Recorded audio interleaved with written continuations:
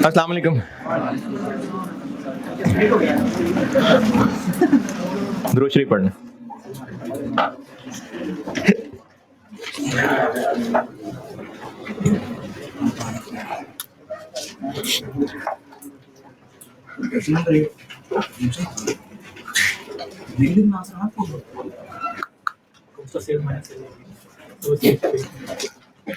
कल एक सवाल कर रहा था मैं क्लास में और जी करता हूँ होमवर्क की बात। जो क्लास में कल सवाल कर रहा था, प्रोडक्ट ए कर दिया था, प्रोडक्ट बी।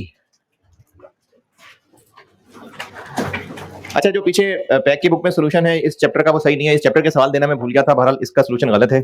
ये आई के वाला सोल्यूशन है लेकिन वो गलत है। किया उन्होंने ये हुआ है कि नॉर्मल डैमेज सब मिला के टोटल कॉस्ट टोटल एनआरवी से कंपेयर की हुई है। वो सही नहीं है बात। तो इसलिए जो बोर्ड पे कर रहा हूँ वो नोट करिएगा।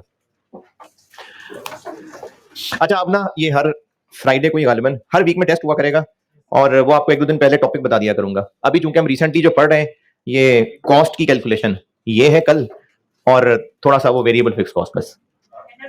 नहीं, एनआरवी नहीं है जी। आऊंगा मैं कल इंशाल्लाह, आऊंगा कल भी आऊंगा इंशाल्लाह, परसों भी आऊंगा। और टेस्ट के लिए प्रॉब्ली वो ग्रुप में पूछ लीजिएगा। टीए से वैसे जब भी देना हो वो रूम अवेलेबल होना चाहिए एक सर्टेन टाइम के बाद, ताकि आप जिस टाइम भी आए वो टेस्ट दे सकें। होगा इंशाल्लाह अवेलेबल, तो हर जुम्मे को हुआ करेगा। और अभी जो कल है उसमें इन्वेंट्री की कॉस्ट यही FIFO वेटेड एवरेज वगैरह और फिक्स कॉस्ट वेरिएबल कॉस्ट बस। अच्छा, टेस्ट देखें, टेस्ट की ना कोई जबरदस्ती नहीं है। ये तो आपने ही खुद डिसाइड करना है अपना भला, क्योंकि जो क्लास में सवाल करता हूं वो मैं कर रहा होता हूं। आप सवाल कर रहे हैं सही होगा कि नहीं होगा वो होमवर्क से पता चलेगा और टेस्ट से पता चलेगा। होमवर्क में मसला ये है कि आप उसमें खुला टाइम रख के सवाल करते हैं और 2 लाइनें लिखते हैं फिर पीछे सोल्यूशन देख लेते हैं। तो होमवर्क में भी उस तरह से नहीं हो रही आपकी प्रैक्टिस, आपकी असेसमेंट जो टेस्ट में होती है। तो या तो आप लोग टेस्ट और होमवर्क कर करके प्रैक्टिस कर लें या अटेम्प्ट दे दे के प्रैक्टिस कर लें, वो आप लोग फैसला कर लें। तो अटेम्प्ट दे दे के प्रैक्टिस करने वाला सौदा अच्छा नहीं है, तो होमवर्क और टेस्ट ये कर लिया करें। तो इसलिए वीकली टेस्ट दे दिया करें और वो फिर वापस मिलेगा, फिर आप उसमें गलतियां देखें, पूछें जो पूछना है। तो हर वीक में टेस्ट लिया करेंगे। और ये जो रिकॉर्डिंग वाले बच्चे हैं इनके लिए कोई डे बाउंड का मसला नहीं है, वो तो पता नहीं कब लेक्चर देख रहे हैं, वो उसके लिए भी कोई क्राइटेरिया होगा, वो ग्रुप में मेंशन हो जाएगा। अच्छा, मैंने पहले भी ना एक दफा ये ऑनलाइन वाले बच्चों से गुजारिश की थी, पता नहीं किस लेक्चर में, फिर गुजारिश कर रहा हूँ, मुदवाना गुजारिश है। ये जो व्हाट्सएप ग्रुप बना हुआ है ना आप लोगों का, मेरे वाला जो ग्रुप है जिसमें मैं एडेड हूँ, वो इसलिए है कि आपको अगर पढ़ाई से रिलेटेड कुछ पूछना है तो वो पूछें। मैसेज क्या चलता है, लेक्चर अपलोड हुआ, हाँ हो गया, नहीं हुआ, हाँ 9 बजे आ रहा है लेक्चर, तूने भी देखा है, हाँ मैंने अभी देखा है, तुमसे पूछा था, हाँ पूछा था। किसी का लेक्चर चल रहा है, नहीं मेरा नहीं चला, तू बता क्या चल रहा है, नहीं मेरा नहीं चल रहा। मैंने एक अलग नंबर रखा हुआ व्हाट्सएप ग्रुप्स के लिए, और वो मैंने घर रखा होता, रात को जाके बस वो देख लेता हूँ रिस्पॉन्ड। रोज 250-250 मैसेजेस ग्रुप के अंदर अंदर है, और मैं जब खोल के मैसेजेस पढ़ना शुरू करता हूँ वो यही चल रहे होते हैं। एक किसी दूसरे को जुगल लगा देगा, नीचे उसके हंसना शुरू कर देंगे। इसका ना नुकसान बेटे ये होगा कि फिर मैं वो ग्रुप देखना छोड़ दूंगा, और वो जो ग्रुप में बाकी लोग हैं वो भी ग्रुप देखना छोड़ देंगे। तो इसलिए इस तरह के मैसेजेस ना किया करें। और ये जो ऑनलाइन वाले बच्चे, इनको मैं और नसीहत कर रहा हूँ, आप ना 1-2 दिन ठहर जाएं, आप रोज लेक्चर ना लें, 2 दिन का गैप कर लें। उसके बाद जब आप 2 दिन बाद पढ़ना शुरू करेंगे तो रोज आपके पास लेक्चर अवेलेबल हुआ करेगा। रोज शाम को लेक्चर का टाइम ऐसे पूछ रहे होते हैं जैसे अपने फ्लाइट आनी है लेक्चर की और लेने पहुंचना है, कि 9 बजे आ रहा है, नहीं 9:30 बजे आ रहा है, मैंने पूछा लेक्चर। 2 दिन छुट्टी करें, जब आप 2 दिन बाद पढ़ना शुरू करेंगे तो आपके पास लेक्चर अवेलेबल हुआ करेगा। अब वो 11 बजे अपलोड हो रहा है कि 10 बजे अपलोड हो रहा है, क्या फर्क पड़ता है। तो इसलिए ना आप 1-2 दिन ऑनलाइन वाले बच्चे लेक्चर रोक दें, ताकि इनको ये मसला ना हो कि लेक्चर अपलोड कितने बजे हो रहा है। और मैसेजेस ग्रुप में ना, मेरे वाले ग्रुप के अंदर, आप सिर्फ और सिर्फ मेरे से जो पढ़ाई वाली बात पूछनी है ना बेटे, वो पूछा करें उस ग्रुप के अंदर। और मैंने आपके कोर्स के शुरू में कुछ इंस्ट्रक्शंस तो गड़बड़ ही मैंने अड़ा दिया, एडवाइसेस वो पढ़ें, उसमें मैंने कुछ गुजारिशात की हुई है। अभी मैसेज हुआ होता है ग्रुप के अंदर, उसी को 3-4 मैसेज फिर वही बच्चा अगली बात पूछ रहा होता है। तो बाकी भी ग्रुप के अंदर मैसेजेस पढ़ लिया करें। और जो चीज समझ नहीं आई होती है, ये ऑनलाइन का फायदा ही आपको यही है कि जो चीज समझ नहीं आई मुझे बार बार बुलवा लें, आप बार बार रिवाइंड करें, फिर बोलना शुरू कर दूंगा मैं। रिकॉर्डिंग लेक्चर का तो फायदा ही यही है, जो चीज मैंने लेक्चर में समझा दी अच्छे तरीके से, फिर आप ग्रुप में पूछना यार ये कोई दोबारा बता दे, भाई लेक्चर दोबारा चला लो यार। ग्रुप में मैसेज करेगा, वो बता देगा, वो आ जाएगी समझ, आप लेक्चर दोबारा चला लें। तो इसलिए ग्रुप की बहरहाल मैं आपको ये बात कर रहा था कि ग्रुप में ना काम के मैसेज करें जो मेरे से पढ़ाई से रिलेटेड है, ताकि ग्रुप में ना बिला वजह रश ना मचे। तो बस ये गुजारिश करनी थी ऑनलाइन वाले लोगों से, और आप लोगों को बताना था कि टेस्ट हर जुम्मे को हुआ करेगा। प्रोडक्ट ए कल कर दिया था, प्रोडक्ट बी प्रोडक्ट बी के क्लोजिंग यूनिट्स निकालने पड़ेंगे जो कि दिए हुए हैं, लेकिन उनमें से नॉर्मल अलग और डैमेज्ड वाले अलग। टोटल कितने थे बी के? 10,000। इनमें से खराब कितने हैं? तो फिर बाकी सही होंगे। 9400 यूनिट्स निकल आए। कॉस्ट निकालने के लिए ओपनिंग के यूनिट्स 15,000, प्रोडक्शन वाले यूनिट्स 60,000, ओपनिंग वालों की अमाउंट 110, प्रोडक्शन की कॉस्ट ऑफ गुड्स मैन्युफैक्चर्ड 600,000। क्योंकि वेटेड एवरेज है तो इन 10,000 के लिए रेट इनका एवरेज निकालना पड़ेगा। 75,000, 710,000, तो कॉस्ट पर यूनिट निकल आएगी 710 डिवाइडेड बाय 75, 9.47। और एनआरवी के लिए सेल प्राइस दी हुई है कितनी? 12। कॉस्ट टू सेल, अच्छा ये किसी ने मैसेज करके पूछा था आपको ना, सेल प्राइस के बारे में नहीं कहा कि इसने 10% महंगे हो जाना है, सेलिंग कॉस्ट के बारे में कहा है। सेल प्राइस के बारे में कहा होता तो सेल प्राइस भी बढ़ा लेते, कहा ही सिर्फ कॉस्ट टू सेल के बारे में, इसलिए सिर्फ कॉस्ट टू सेल को महंगा किया था। कॉस्ट टू सेल पिछले साल वेरिएबल टोटल कॉस्ट कितनी थी? 80,000, जबकि यूनिट्स बेचे कितने थे पता नहीं। शुरू में कितने यूनिट्स थे? 15,000। कितने और बनाए थे? कितने बचे हुए हैं? तो बाकी बिक गए होंगे 65,000 यूनिट्स।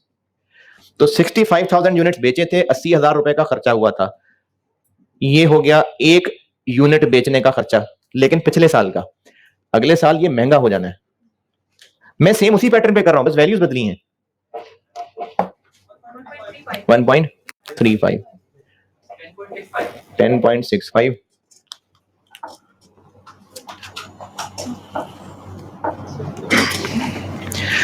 और कॉस्ट टू रिपेयर 2, 8.65। चूंकि सब की पर यूनिट कॉस्ट एक ही है तो बेशक इसी को कंपेयर कर लेते हैं। तो प्रोडक्ट बी के लिए वैल्यू बन गई नॉर्मल वाले यूनिट्स की 9400 यूनिट्स, कॉस्ट 9 है, एनआरवी 10 है, तो 9.47 कितनी? 018। और डैमेज्ड वाले के लिए 600 इंटू कॉस्ट ये है, एनआरवी ये है 8.65, 5190, 208। ये प्रोडक्ट बी। इसका जो पीछे सोल्यूशन है वो गलत है, ये नोट करिएगा। उसमें उन्होंने डैमेज नॉर्मल दोनों को मिला के ग्रैंड टोटल कॉस्ट और एनआरवी कंपेयर किया, वो गलत है।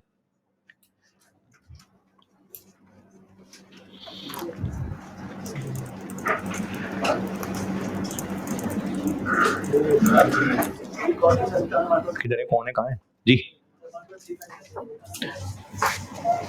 ये कल भी यही किया था। पिछले साल की टोटल वेरिएबल सेलिंग कॉस्ट इतनी है, पर यूनिट करना है तो क्या करें? यूनिट सोल्ड से डिवाइड कर दें। यूनिट सोल्ड कितने पता नहीं, इतने साल के शुरू में थे, इतने और बनाए, इतने बच गए, तो बाकी बिक गए होंगे। अच्छा, मैंने ये जो ओपनिंग, प्रोडक्शन, क्लोजिंग, सेल, इनका आपस का रिलेशन है, ये पहले भी सवालों में यूज कर रहा हूं। पिछले साल इतना खर्चा हुआ था, इतने यूनिट्स बेच के डिवाइड करेंगे तो क्या बनेगा? एक यूनिट की कॉस्ट टू सेल। पिछले साल हमने एनआरवी के लिए फ्यूचर वैल्यू यूज करनी होती है के पास, तो पिछले साल इतना था, अगले साल महंगा हो जाएगा, 10% महंगा हो जाएगा, ये वो 10% महंगा कर लिए। प्रोडक्ट बी नोट करें इसको, फिर मैं सी करता हूं, फिर D.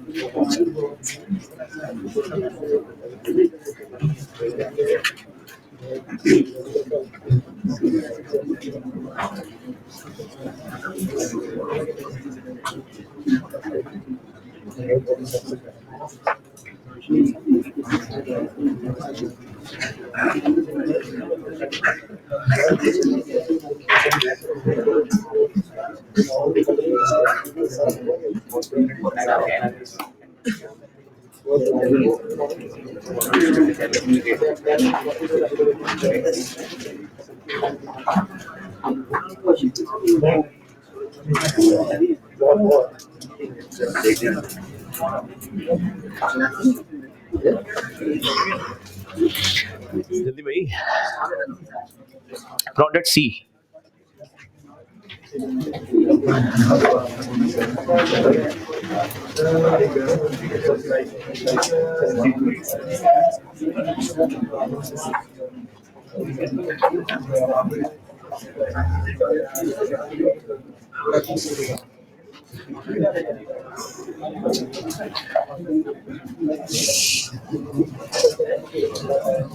Product C, product C के स्टॉक में कितने यूनिट्स पड़े हुए हैं?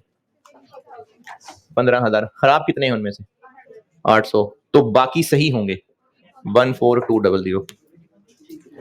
कॉस्ट इनकी, ओपनिंग कितने यूनिट्स थे? 20,000।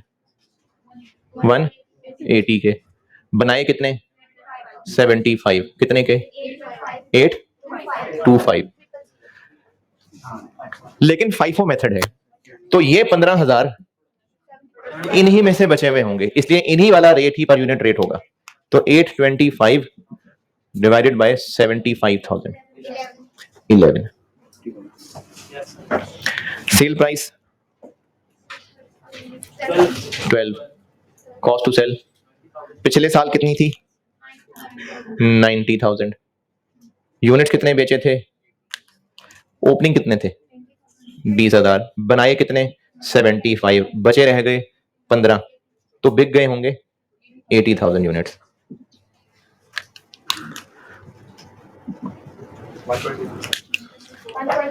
1 पॉइंट। अच्छा, इसको मैं यहीं रोक के एक बात बताता हूं। कुछ बच्चों को लगता है कि NRV की कैलकुलेशन तो नॉर्मल यूनिट्स के लिए होनी नहीं चाहिए, वो तो होनी ही सिर्फ खराब वाले यूनिट्स के लिए चाहिए, क्योंकि नॉर्मल यूनिट्स की तो NRV ज्यादा ही होती होगी कॉस्ट से, है? सेल प्राइस महंगी होती है, क्यों? बिजनेस करने के लिए नहीं बैठेगा? हाँ, ज्यादातर ऐसा ही है। NRV कॉस्ट से ज्यादा ही होती है, कमाने के लिए बैठे हैं। लेकिन हो सकता है कोई मार्केट में तब्दीलियां आ गई हो सकता है हालात खराब हो गए हो, तो इसलिए NRV की कैलकुलेशन जरूरी नहीं कि सिर्फ खराब वाले यूनिट्स के लिए होती है, नॉर्मल वालों के लिए भी हो सकती है। अब देखिए इसकी NRV क्या आ रही है? 10 पॉइंट, जबकि कॉस्ट 11 है, तो नॉर्मल वालों की भी NRV कम हो सकती है। इसलिए NRV की कैलकुलेशन करके कॉस्ट से कंपेयर करना जरूरी नहीं कि सिर्फ खराब वाले यूनिट्स की ही होती है।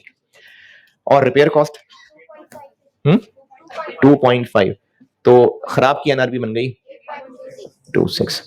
अब जो नॉर्मल वाले यूनिट्स हैं यानी 14,200, उनकी कॉस्ट ये है, NRV है, NRV लोअर है।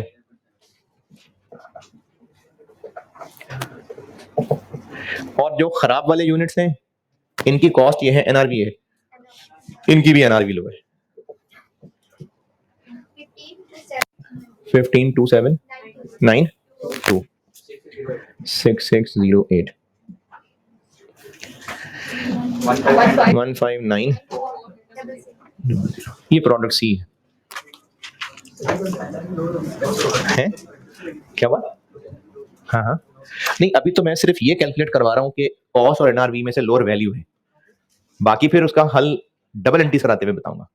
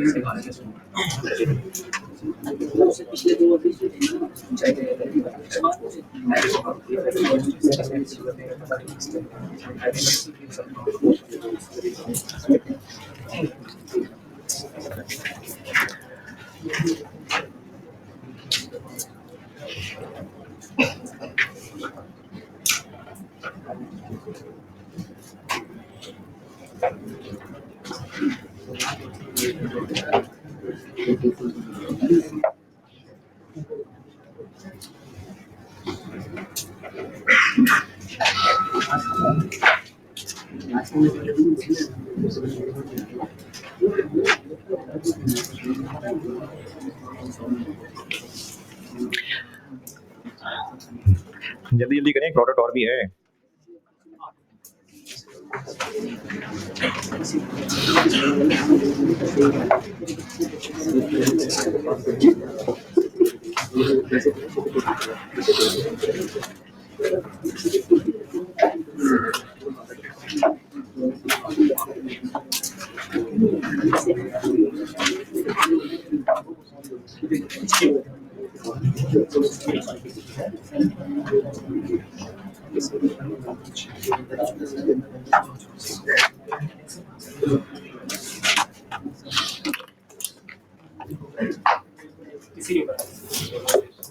बड़ी स्लो कर आप लोग नोट, कब का मैंने नोट किया, मैं जल्दी जल्दी करें आप।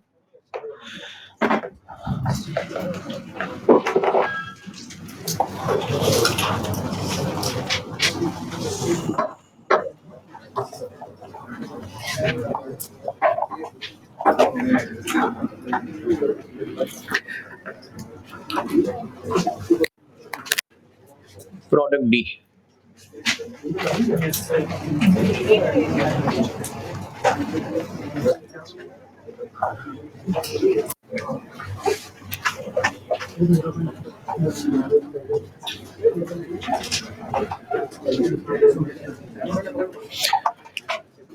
प्रोडक्ट डी स्टॉक में कितने यूनिट्स पड़े हुए हैं? 24,000। खराब कितने हैं? 1500। तो बाकी सही होंगे फिर 22,500। ओपनिंग कितने थे? 25,000। कितने के? 300। पिछले साल जब इनको वैल्यू किया होगा तो वो 310 नहीं 3 लाख पे हुआ होगा। बनाए कितने? 1 लाख। कितने रुपए के? ये 24,000 इनमें से हैं, तो पर यूनिट कॉस्ट यही वाली 12। Sale price 12.5। पिछले साल कितने यूनिट्स बेचे थे? ओपनिंग कितने थे? 25। बनाए कितने थे? 1 लाख। बच गए थे 24, तो बेच दिए थे 101।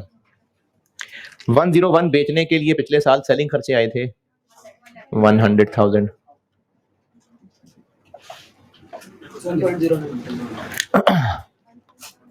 जी 1.09।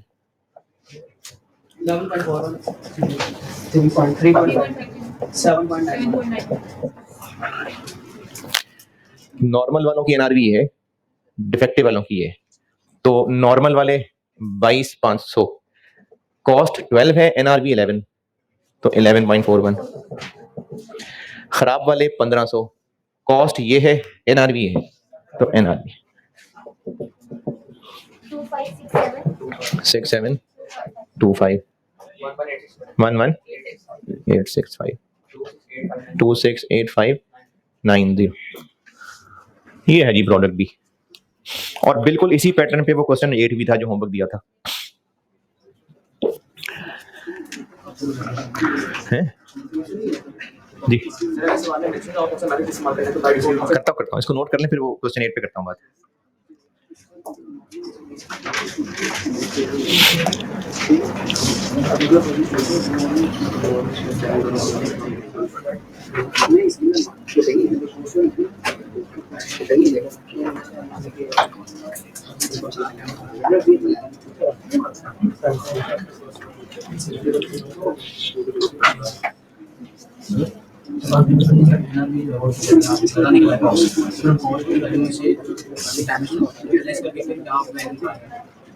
किसकी एनआरवी ज्यादा निकला?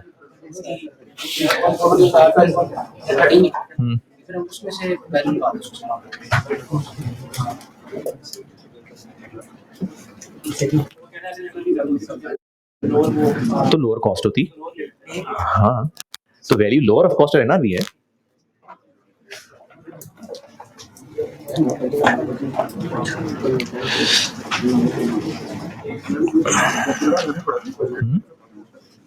टाइम नहीं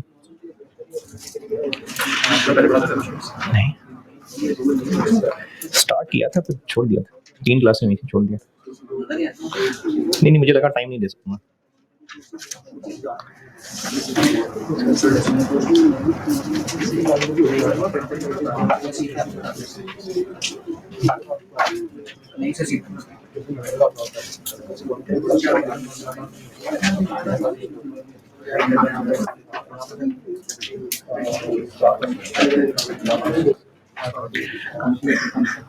चले नोटेड। क्वेश्चन नंबर 8 दिया था मैंने होमवर्क। अच्छा एक ना परसों भी दिया था लेकिन वो कल बात ही याद रही, परसों वाला भी बताता हूँ। परसों एक सवाल मैंने दिया था बेसिक्स वालों में से पहला, तो उसमें बस एक पॉइंट ये था कि जो फैक्ट्री के लोगों की सैलरीज वेजेस थी उनमें से 75% के बारे में कहा था कि वो वेरी करेंगी लेवल ऑफ प्रोडक्शन यानी वेरिएबल। तो डायरेक्ट लेबर वेरिएबल ही होती है, तो इसलिए ये यकीनन फिर डायरेक्ट लेबर होगी, बाकी इनडायरेक्ट होगी। एक ये पॉइंट था। और दूसरा जो इसका लास्ट पॉइंट था, तो मैंने उस दिन यहाँ कॉस्ट ऑफ मटेरियल कंज्यूम का फार्मूला लिख के दिया था। ओपनिंग में परचेजेज ऐड, क्लोजिंग लेस, जो आउट हो रहे हैं अदर देन इशू वो भी लेस, तो लॉस हो रहा था वो भी लेस। तो वो लेस करेंगे तो मटेरियल कंज्यूम्ड निकलेगा। नहीं नॉर्मल एबनॉर्मल पे नहीं डाला मैंने, भी लॉस था बस ये। इन्वेंट्री इवैल्यूएशन के नोट्स में से मैंने क्वेश्चन 8 कहा था करने को, किया। उसमें मेथड नहीं लिखा था, वैसे लिखा होना चाहिए। मैंने उसमें ये असल में ना FAR 1 का सवाल था फाइनेंशियल अकाउंटिंग का, और उसमें डिस्क्लोजर्स भी रिक्वायर्ड थे।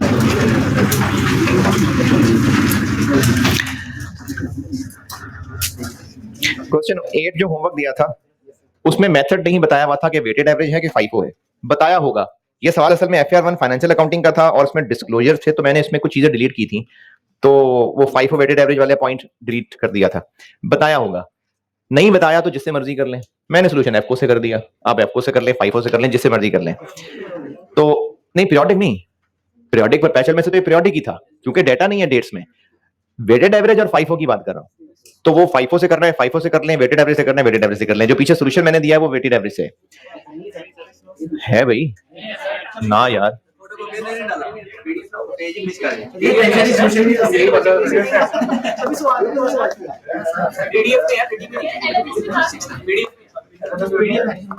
PDF दिया तो था यार।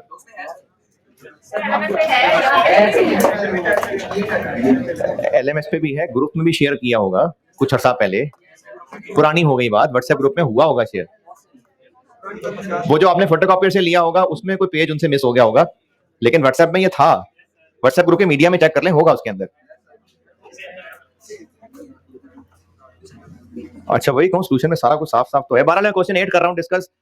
क्वेश्चन 8 में इसी तरह 4 प्रोडक्ट थे और इनकी वैल्यू निकालनी थी। क्लोजिंग स्टॉक नहीं दिया हुआ था, जैसे मैंने यहां ओपनिंग इसको और क्लोजिंग से सेल निकाली है, उसमें सेल दी हुई क्लोजिंग नहीं दिया हुआ, तो this plus this minus this कर लेंगे तो क्लोजिंग आ जाएगा। तो चारों का क्लोजिंग निकलेगा, एक ये पॉइंट था उसमें। दूसरा, उसमें ट्रेडिंग बिजनेस है। कैसे पता ट्रेडिंग बिजनेस है? परचेज है और सेल है, तो ट्रेडिंग बिजनेस है। तो यहां पर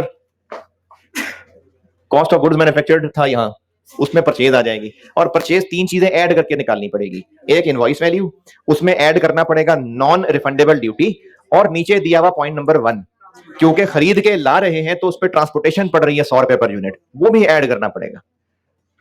8,10,000 में 100 रुपए ऐड कर दें? नहीं, वो पर यूनिट है, उसको टोटल जितने यूनिट खरीदे उनसे मल्टीप्लाई करेंगे तो ऐड होगा। ये निकलेगी कॉस्ट ऑफ परचेज। और एनआरवी निकालने के लिए सेल प्राइस फ्यूचर की तो नहीं दी हुई, ए बी और डी की, ए बी और डी की फ्यूचर सेल प्राइस नहीं दी, तो जो पास्ट है उसी से काम चला लेंगे।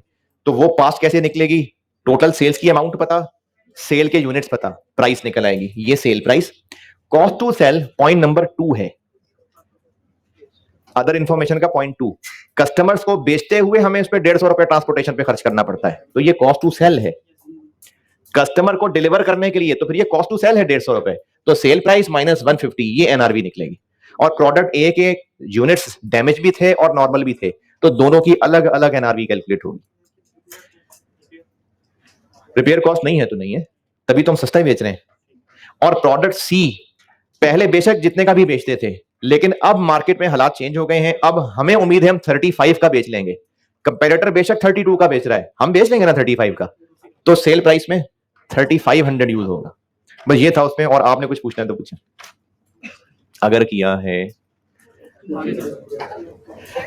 एक सवाल होमवर्क दे रहा हूं, और इन्वेंट्री वैल्यूएशन में से ही, इन्वेंट्री वैल्यूएशन वाले नोट्स में, कॉस्ट के पास पेपर का नहीं है, इन्वेंट्री वैल्यूएशन वाले जो नोट्स है ना पुराने, उनमें जो आपके पास पहले से इन्वेंट्री वैल्यूएशन के नोट्स हैं, उनमें से क्वेश्चन नंबर 5, किड्स पार्टी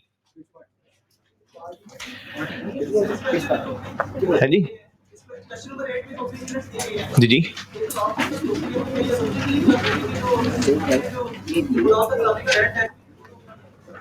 तो ओपनिंग में तो इंक्लूडेड है, परचेजेस में कह रहा हूं ऐड करना है। ओपनिंग में तो है वैल्यू, परचेजेस की बात कर रहा हूं। देखो ओपनिंग के आपको यूनिट्स भी दिए हुए हैं, ये भी दी हुई है, ये अमाउंट खुद निकालनी पड़ेगी परचेजेस वाली। उसमें इनवॉइस वैल्यू लेंगे, नॉन रिफंडेबल ड्यूटी लेंगे और ट्रांसपोर्टेशन लेंगे। ओपनिंग में नहीं ट्रांसपोर्टेशन ऐड करने की बात कर रहा। इन्वेंट्री वैल्यूएशन वाले नोट्स में क्वेश्चन नंबर 5, ये होमवर्क है, किड्स पार्टी एंड कंपनी। अच्छी एनआरवी की कैलकुलेशन है, इसमें करना है। इन्वेंट्री वैल्यूएशन वाले लेक्चर नोट्स में क्वेश्चन नंबर 5। अच्छा, एनआरवी और कॉस्ट की कैलकुलेशन बहुत हो गई, अब आते हैं जर्नल एंट्रीज पे। 25% ए के डैमेज्ड हैं। ए के टोटल यूनिट्स थे 40,000, नहीं 40, उनमें से 25% यानी 10 डैमेज थे। कौन पूछ रहा है? एनआरवी नहीं समझ आई कि यूनिट्स नहीं समझ आए? ए के यूनिट्स 40 हैं, इनमें से 25% डैमेज हैं यानी 10, तो बाकी जो है वो नॉर्मल वाले।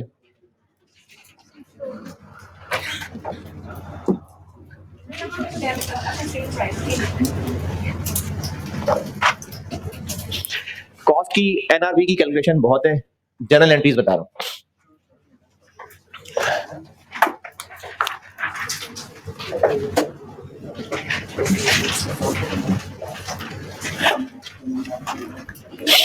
अच्छा, जनरल एंट्रीज करते हुए ना, पीरियोडिक सिस्टम हो तो एंट्रीज और होती हैं, परपेचुअल सिस्टम हो तो एंट्रीज और होती हैं, लेकिन सीएमए में पीरियोडिक नहीं है, बस परपेचुअल ही है। तो आपको मैं परपेचुअल ही की एंट्रीज बता रहा हूं। मैं एंट्रीज की बात कर रहा हूं, कैलकुलेशन में तो पीरियोडिक हो सकती है कैलकुलेशन टेस्ट, एंट्रीज के हवाले से बस परपेचुअल ही है। कॉस्ट एंड मैनेजमेंट अकाउंटिंग के पेपर में हमने आगे भी ना 2 और चैप्टर्स हैं जिनमें एंट्रीज पढ़नी है, 2-3 चैप्टर्स में, वो परपेचुअल सिस्टम वाली ही है, तो इसलिए एंट्रीज परपेचुअल सिस्टम की ही बता रहा हूं। 3 चीजों की एंट्रीज बताऊंगा। अभी मैं बताता हूं रॉ मटेरियल,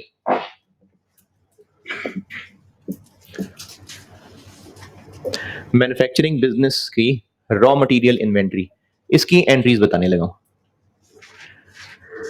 कल फिर फिनिश गुड्स ट्रेडिंग की, फिनिश गुड्स मैन्युफैक्चरिंग की, कल वो बताऊंगा। 3 इन्वेंट्रीज की कैलकुलेशंस की हमने, मैन्युफैक्चरिंग का रॉ मटेरियल, ट्रेडिंग की फिनिश गुड्स मैन्युफैक्चरिंग की फिनिश गुड्स, तो उन्हीं तीनों की जनरल एंट्रीज बता रहा हूं। अभी पहले मैं पढ़ा रहा हूं रॉ मटेरियल की general entries. Raw material store क्या क्या ट्रांजेक्शन होंगी पूरे साल में, क्या क्या ट्रांजेक्शन हो सकती हैं? खरीद सकते हैं, खरीद लेते हैं, ठहरे ठहरे खरीद तो ले पहले, रॉ मटेरियल परचेज कर लेते हैं।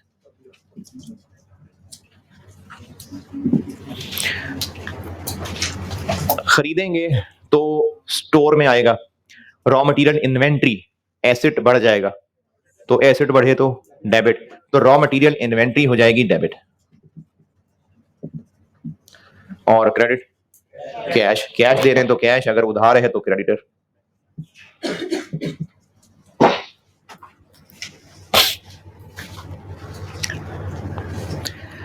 वापस कर देते हैं, बहुत वापस करते हैं, परचेज रिटर्न कर देते हैं।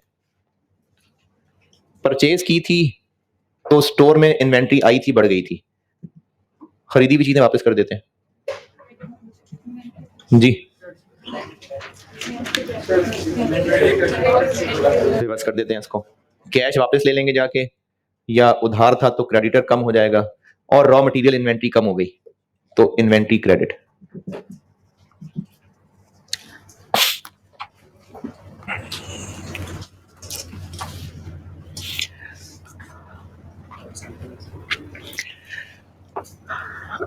मटेरियल का जो स्टोर है ना, उसमें मटेरियल रखा हुआ है, डायरेक्ट मटेरियल हो तो भी वो उसी स्टोर में रखा है, और इनडायरेक्ट मटेरियल तो वो भी छत पे खुला नहीं छोड़ दिया होगा, वो भी स्टोर में ही रखा होगा।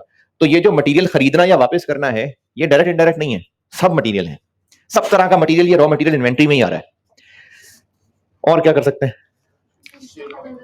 यूज कर लेते हैं इसको, इशू कर देते हैं, प्रोडक्शन को इशू कर लेते हैं, तो इशू टू प्रोडक्शन।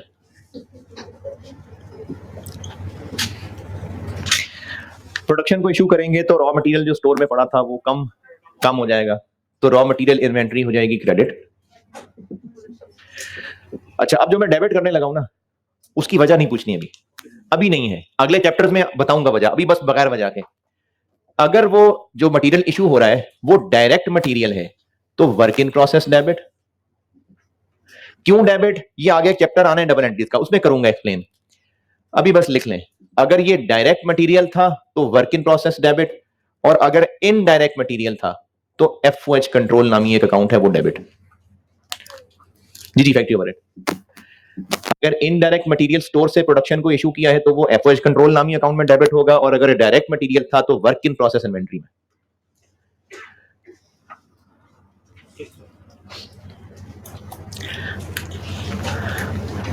और शाम को फैक्ट्री बंद कर रहे थे, थोड़ा सा उन्होंने कहा वापस रख लो, भी निकल लेंगे, तो जो प्रोडक्शन प्रोसेस को इशू किया था वो स्टोर में वापस आ गया, तो रिवर्स कर देंगे।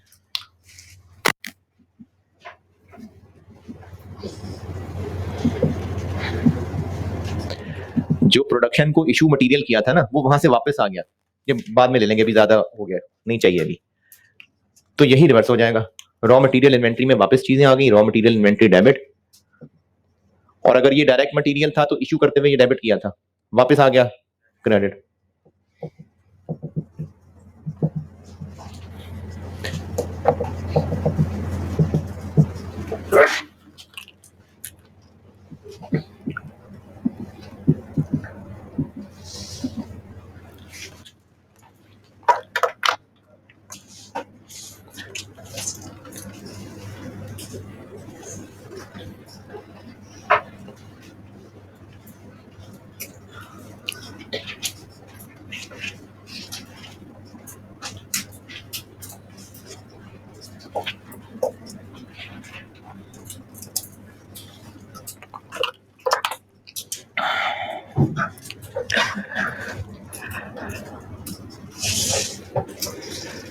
अच्छा, और क्या कर लें इन्वेंट्री में है?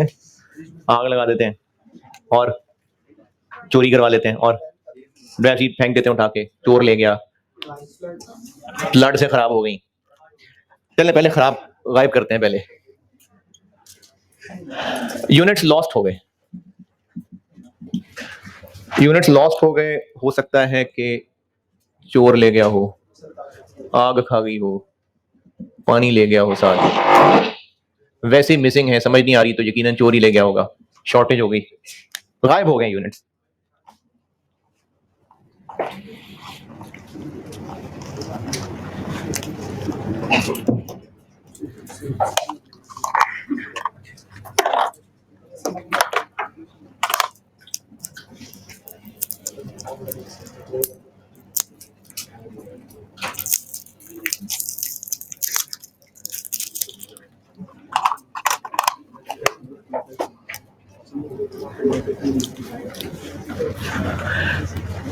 तो गायब हो गए यूनिट्स बस। अच्छा, अब ला रहा हूं कॉन्सेप्ट नॉर्मल और एबनॉर्मल का।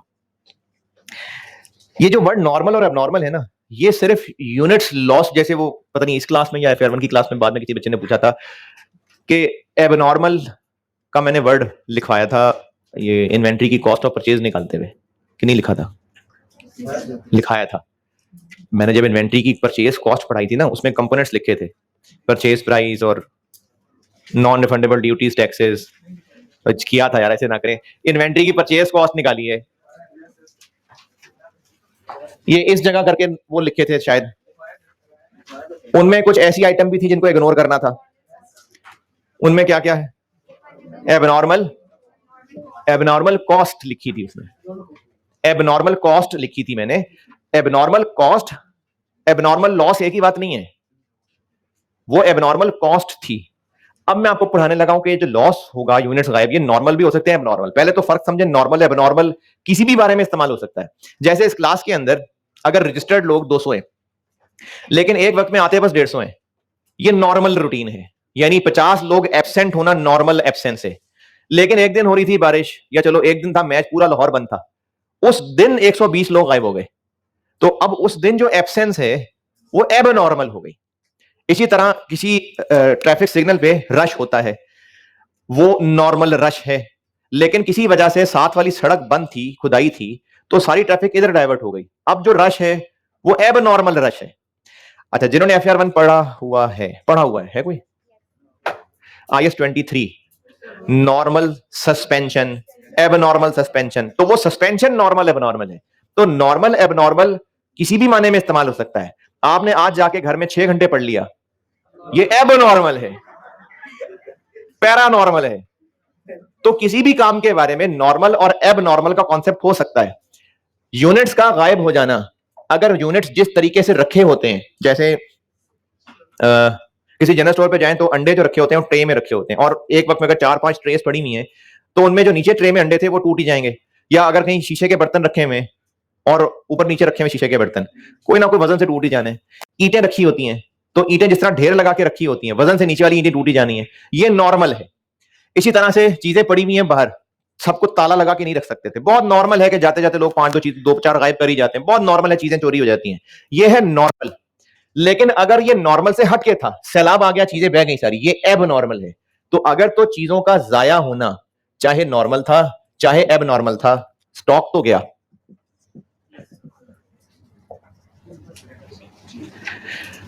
लेकिन इसका डेबिट, अगर इनका गायब होना नॉर्मल चीज थी तो उसका डेबिट जाता है FOH कंट्रोल नामी अकाउंट में, और अगर ये चीजों का जाया होना एबनॉर्मल था तो वो डेबिट जाएगा P&L में। अगर नॉर्मल लॉस था ये, बल्कि सॉरी, एक डेबिट और चाहिए मुझे, ये 3 डेबिट करने हैं मैंने।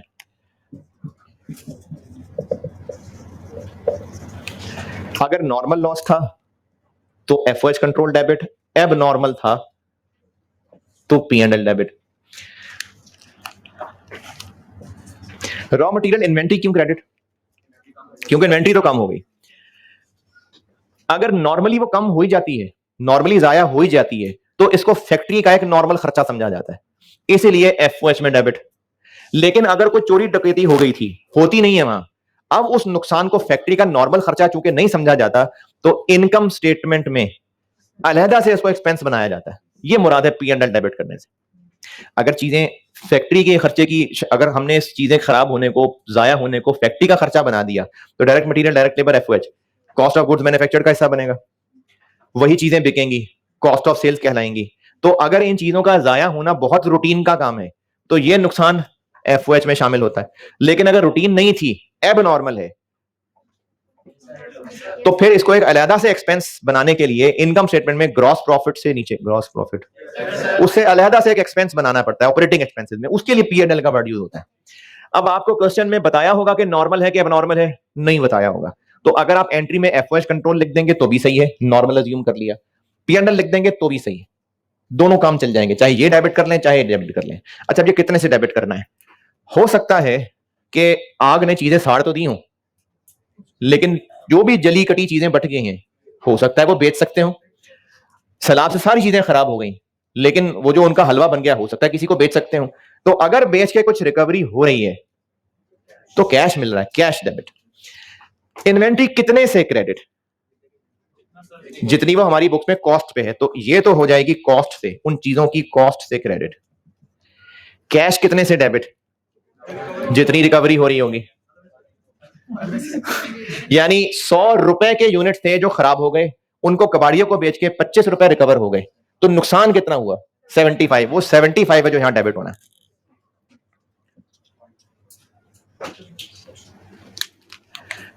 जितने यूनिट्स खराब हो रहे हैं उनकी cost, raw material inventory credit. अगर तो पैसे मिल गए उनको बेच के कहीं से, जितना कैश मिल रहा है वो डेबिट। अब जो डिफरेंस है वो नुकसान है, उसको हम कहेंगे कि वो हमारा लॉस है। अगर नॉर्मल है तो एफएच कंट्रोल, एब नॉर्मल है तो P&L। लेकिन कितने रुपए से, इन दोनों का डिफरेंस। और अगर कुछ भी नहीं कैश मिल रहा तो जितनी इसकी कॉस्ट थी सारा का सारा यहां डेबिट। ये मैंने बैलेंसिंग लिखा हुआ है, इन दोनों का बैलेंसिंग। ये होती है रॉ मटेरियल से रिलेटेड जर्नल एंट्रीज। नहीं बस नहीं, पास पेपर का सवाल खोलेंगे। करें करें करें करते हैं। जी जी करवा रहा हूं। जिनके पास पास पेपर्स अरेंज्ड हैं, चाहे वो अलहदा से आईकैप की बुक से, आईकैप की वेबसाइट से प्रिंटेड हो, चाहे किसी और कॉलेज के हो, अगर वो इस तरह से हैं तो ऑटम 2010 अटेम्प्ट का, ऑटम यानी सितंबर 2010 अटेम्प्ट का क्वेश्चन नंबर 2 क्वालिटी लिमिटेड, और जिनके पास पैक की बुक है उसमें पता नहीं पेज 4-5 पे होगा कहीं, क्लास वर्क 2,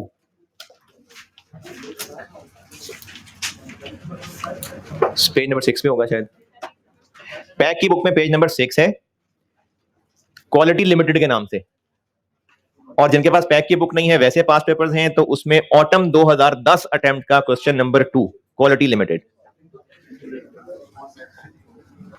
पहुंचे सवाल तक? कोई मसला नहीं, टाइम है खुला, आप ढूंढ लें, आराम से ढूंढ लें।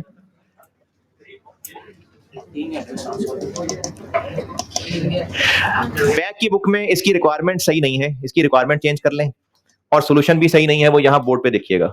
इन्वेंट्री वाले चैप्टर के सॉल्यूशंस मैं नहीं करवा सका था, मैंने मेरे ध्यान ही नहीं रहा कि इन्वेंट्री के भी सवालों में गलती है, तो इसलिए वो बोर्ड वाला ही नोट करिएगा। जिनके पास आईकैप का सॉल्यूशन है वो सही है, मैं पैक की बुक वालों की बात कर रहा हूं, उसमें सॉल्यूशन इस सवाल का नहीं सही। पहले तो उसकी रिक्वायरमेंट ठीक करें। रिक्वायरमेंट क्या है पैक की बुक में? ये रिक्वायरमेंट काट दें और इसकी जगह रिक्वायरमेंट लिख लें प्रिपेयर जर्नल एंट्रीज, यानी ऊपर जो कुछ भी है ना उनकी जर्नल एंट्रीज रिक्वायर्ड है। 15 नंबर का सवाल था ये, 15 नंबर का सवाल था, और रिक्वायरमेंट जो पैक की बुक में है वो काट दें, और इसकी असली रिक्वायरमेंट है जर्नल एंट्रीज।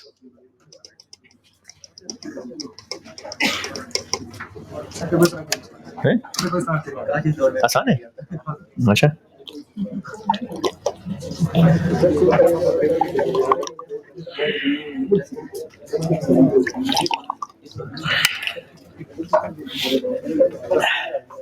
अच्छा, सुस्ती ना करें, मैं 5-7 मिनट लूंगा बस, इसकी मैं कुछ कैलकुलेशंस कर दूं, बाकी सवाल को मैं कल कंटिन्यू करूंगा, लेकिन अभी जीरो नहीं कर रहा इस सवाल को। इस सवाल को पढ़िए, मैं इसकी जितनी आसान तक कैलकुलेशन है वो कर दूं मैं बोर्ड पे। सवाल पढ़ लीजिए।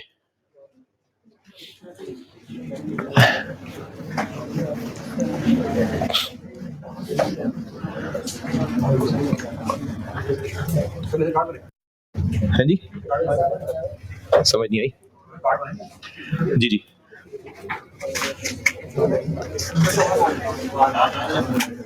जी पूछें, क्या सवाल है? वालेकुम अस्सलाम।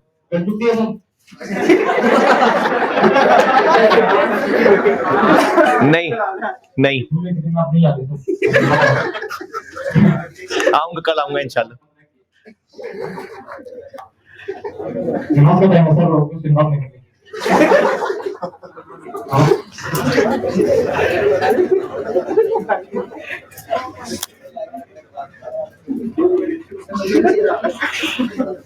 अच्छा, इस सवाल में ना आप सिर्फ दो लाइनें ही मुझे कर लेने दें, जिसने जाना है चला जाए।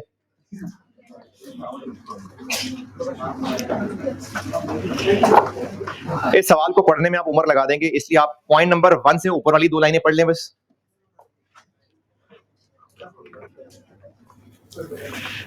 जी, पॉइंट 1 से ऊपर ऊपर दो लाइनें। मैन्युफैक्चरिंग बिजनेस, ठीक है।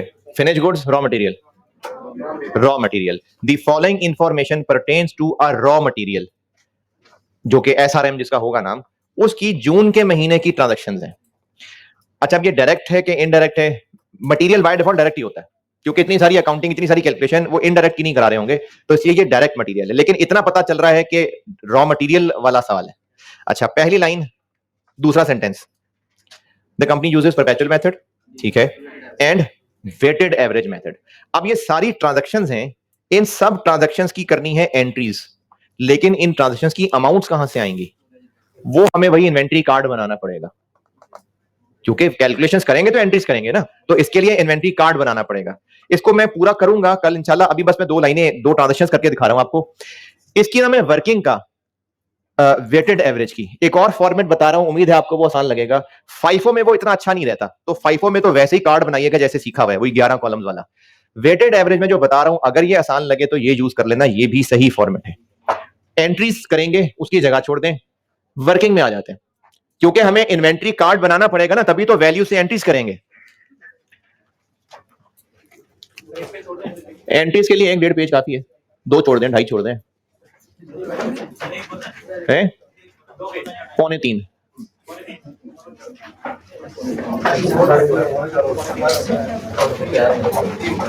इस फॉर्मेट में मैं आपसे 3 सेट नहीं, सिर्फ एक ही सेट बनवा रहा हूं बैलेंस का, बस वही इन्वेंट्री कार्ड ही बना रहा हूं, लेकिन एक डिफरेंट फॉर्मेट से बना रहा हूं। वेटेड एवरेज में ये आसान लगेगा आपको, तो उसको फॉलो कर लीजिएगा। फाइफो में ये सही नहीं है। सबसे पहले पहला पॉइंट नंबर 1, ओपनिंग इन्वेंट्री है। कितनी? 1 लाख यूनिट्स हैं, 80 का 1 है, तो 8 मिलियन रुपए हो गए। बस 2 ट्रांजेक्शन कर रहा हूं, फिर छुट्टी। 1 जून को ओपनिंग स्टॉक दिया हुआ है पॉइंट नंबर 1 में, पॉइंट 1, ये ओपनिंग स्टॉक यहां बैलेंस में लिख दिया। पॉइंट नंबर 2, 5 जून को 150,000 यूनिट्स किए हैं परचेज, 5 को परचेज किए हैं। अच्छा, परचेज किए हैं तो स्टोर में बैलेंस बढ़ जाएगा, कम हो जाएगा? इसलिए मैं करूंगा इसमें पॉजिटिव। कितने रुपए का? 85 का 1, तो टोटल कितने हो गए? 12750,000। बस इस फॉर्मेट में करना यह है कि हर ट्रांजैक्शन के बाद ये बैलेंस अपडेट करते जाएंगे। ये 250 हो गए, ये 20750, और ये 165 हो गए हैं? इसको इससे डिवाइड कर लें, नया रेट निकल आएगा 83। बस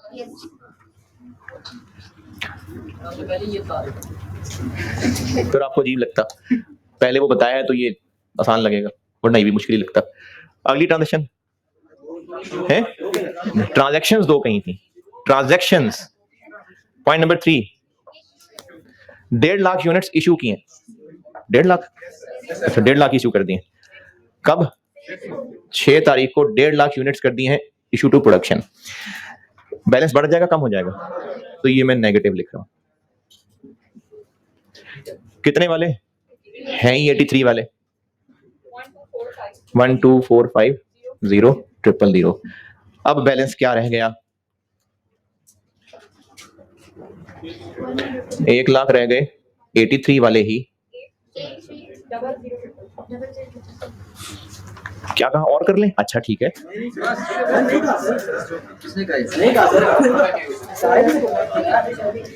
चलो ठीक है जी, अल्लाह हाफिज।